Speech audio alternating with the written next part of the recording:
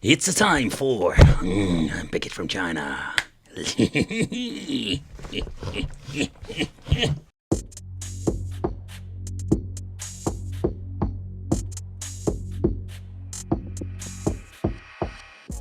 Hey guys, welcome back to the channel. It's awesome that you're tuning in. So in this video we are going to take a close look at another gameplay from our friends from China. This time it's going to be the 6.5-inch edition large screen handheld. Yeah, the X16 is a handheld I've reviewed here on the channel, but it was the old version, and now we're going to get a revision. The question remains, is this thing any good? Is it better than the previous one, or is it just like shitty product like the previous one? 6.5 inches. I think like the previous one was 7 inch, so that is not going to be a big of an improvement. We're going to get different emulators like PlayStation 1, MAME, Game Boy Advance. So if you're looking at this row, there is nothing new here. They say that have PlayStation 1, but the previous version they didn't even mention it. It did work. Don't ask me, don't even try it with the older version because it runs really horrible. 64GB of a naughty card and 8GB internal. But let's do a little bit of boxing and let's see what we're going to get. Alright, so inside we're going to get the handheld itself. And let's see, we're still going to get a mini USB. They're still using mini USBs nowadays. Then we're going to get a jack cable with an AV out cable, or with a jack plug. AV out. Then we're going to get the headphone. The crappy headphones, these things are most of the time really horrible. And then we're going to get explanation in the deluxe toilet paper manual. And that's it. So the basic explanation how it works I will show you in this video. My only concern is that it's still using the same crappy software like in the previous models. And I can tell you, like, that's not going to be very nice. Oh boy, it's going to be a ride to maybe the next generation, or the next generation like shitty handhelds. Who knows? But of course, the most important thing, ta-da! The handheld itself. And they are still using the same freaking layout. Like with the previous model, we're having like these weird buttons. Horrible, like D-pad. It's not really D-pad, like 4 separate buttons. 2 slider joystick. So this time we're going to get 2 joysticks. That's something that is not always the case. I'm guessing this is the back button, says escape, select start. At the top we're going to get volume control on and off. Here we're going to get the SD card. And then we're going to get another switch over here. That seems to be also for the on and off. This can be like standby functionality. More like having 2 on and off switches, makes no sense. And then we're going to get the jack out, and there is nothing much there. I think we need to open it up to see if it actually got 2 speakers. Most time we got 2 speaker holes and only 1 speaker. I cannot see whatsoever. And of course, not to forget the crappy horrible camera with 1 megapixel, something like that.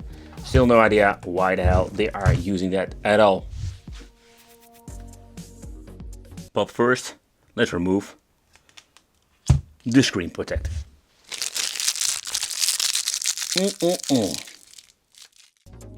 So this time, the display itself, it's slightly better, but it is still not an IPS screen at all.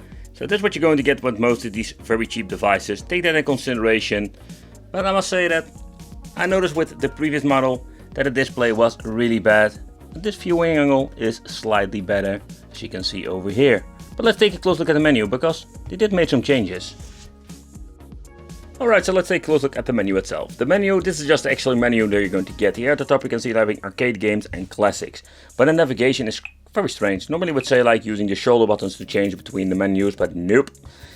Okay, we're going to get theme, videos, pictures, ebooks, nothing changed. Same like the recording, we're having a horrible microphone in this thing, like it makes no sense whatsoever. Then we're going to get the menu settings. So when you're getting into the menu here, you need to navigate, for example, with the TV out function if you want to turn it on off, language, display. But in overall, there is a lot of stuff you can't change out. So let's go back to the main menu. You've already seen that this thing is really slow and they didn't improve it either. Like with the previous model, it was also the same problem. When pressing right over here, we're going to the arcade games. Like the thumbnails I've seen before in the previous models, freaking horrible. So far I know you cannot change it out, and if the file gets corrupted, you have just a big issue. Overall, we're going to get some classic games. Don't mind the weird, squirrely fight, whatever. Like, it's, in my opinion, it's running a big mess. And the previous menu they are using was way better. Okay, if you want to boot up a file from the SD card, you need to choose a folder. From the folder file here you can see like you can choose game. You can make yourself some folders on the SD card, and that's it. Like, that's the only thing you can do. So there's not much that will happen over here. Oh boy. Escape button doesn't only not work in the main menu itself. I need to press it a couple of times because the thing is freaking slow. And pressing the theme button, it just changes the theme. That's it. Like there are a couple of them. Like this one. Like being space. Space! Space! This is the menu that I have seen before. So with booting up a game, or better said, before you boot up a game, you're going to get the option to restart. Yeah, restart is basically like starting the game. Here we can make a quick load, quick save. Into the settings, we can just change out some sound output, keyboard mapping and stuff like that. I'm very curious if they did mess it up with the previous model. Sometimes it's such a weird thing, like with some emulators you cannot change it out.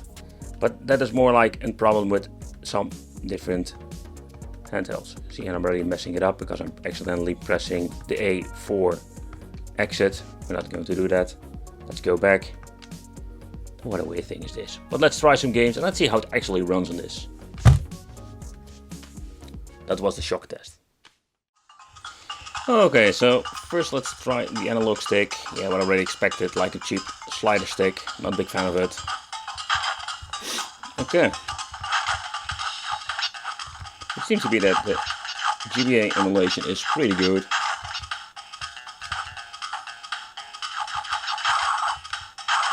All the sound effects are here. I don't see any big drops whatsoever.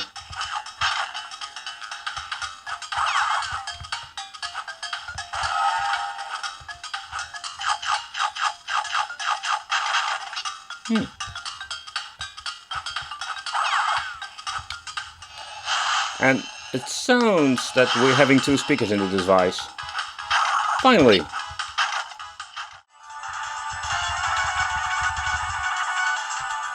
Beefcake time.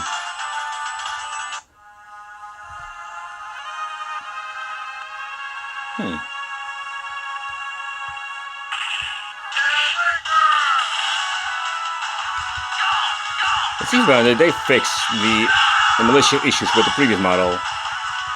The previous model runs really choppy, like the emulation is all messed up.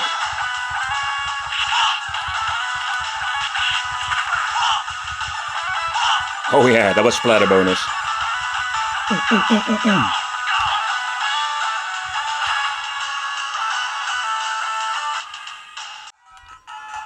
So when it comes to cheap handhelds and Sega Genesis, I can tell you like it always sounds differently. This time it seems to be that it didn't mess up with the sound effects.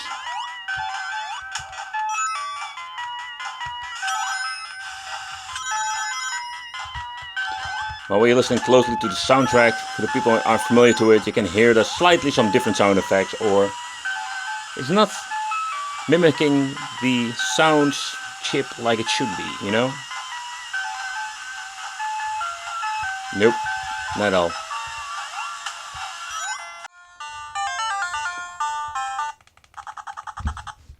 Alright, let's go. These buttons aren't doing anything. And they messed it up. Because I don't have any sound effects beside the weird noise they're making like when they get hit. Okay, I think we need to make them self. Whoa, whoa, whoa, whoa! Watcha, watcha, whoa! Watcha! Oh! Watcha, watcha! Oh! Watcha, watcha, watcha, watcha! Watcha, watcha! Watcha! You walk into my fist. No, no, no, no. But that's the problem with these games, like there is always something that messes up, and this is a great example. Okay, so let's try out Super Famicom. So I'm always testing out this game in particular because this game has an issue. Like with all the previous versions I've tested. You can hear it, like it slows down, it goes turbo mode.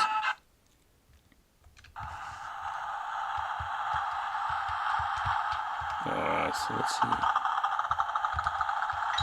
Seem to have all the functionalities. Because in the past they also messed that part up. Okay, it doesn't do anything.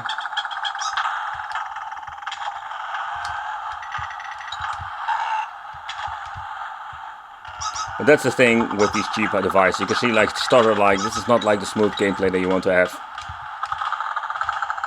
It's in my opinion a freaking big mess.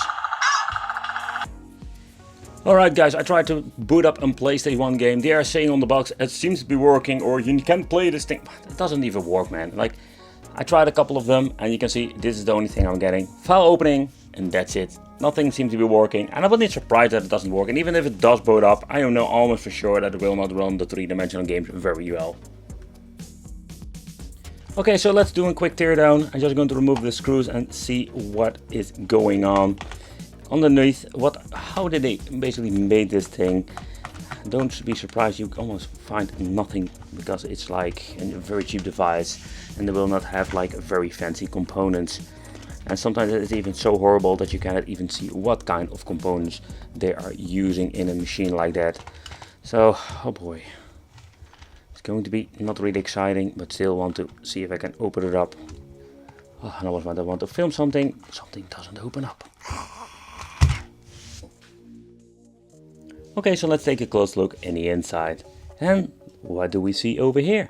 They finally added a second speaker. And that explains also why the sound was way better now. And not like the quality, but more like having like the stereo effect that we had needed with a lot of games. Do you know that I talk about the crappy camera? And also this one has been removed. It was very hard to see when this cover was on, but now we can see like there is no camera at all. There's quite a big battery inside. I cannot read anyhow how big it is or what kind of milliamp. Over here you can see everything has been soldered to the PCB over there, so if you're going to need to replace something, it's going to be like a soldering nightmare. On the bottom we're going to get here the LCD display. I'm not doing further, let's say, tear down, simply because there will not a lot of stuff you can see on it. That's it, like one big PCB that contains all the parts. The joysticks left, right, same story. If you need to replace them, you need to do in desoldering. And overall, this is what you're going to get in the inside. But how about the TV out function? It's quite simple. It's AV out, so it looks really damn horrible on an LCD display. On the CRT ability, it will be slightly better. Yeah, there was no way of changing out the aspect ratio, or maybe your option will be in the television itself. But when you plug it in, the display itself of the handheld will be disabled. So far I know you can only play alone and there is no way of adding a new controller. But it's an extra great feature. It would be great to have like an HDMI functionality, but I think that will never be happening with these cheap devices. But yeah, that's what you're going to get with the cheap ones. And messing around within the settings menu, it works basically plug and play. The only downside is, if you're going to remove the cable, you need to turn it on and off to reset it. Alright guys, so this is what you're going to get with the new X16. Did they improve some things? Yep, they did. For example, they removed the cheap crappy camera and they added an extra speaker, so that is a very good and positive thing. But I must say that it's not a big improvement if you're looking at the device itself. They still had a lot of problems with the previous model they didn't fix in the new one. So for example, yep, they did give like a better layout. It's still like a messy layout and it still has a lot of issues when it comes to emulation, especially when looking at the Super Famicom and PlayStation 1. So yeah guys, so this is what you're going to get with the X16. It's like a cheap but also like quite a crappy product, because the build quality is not like the basic standard that we can find with different brands like Ambernic.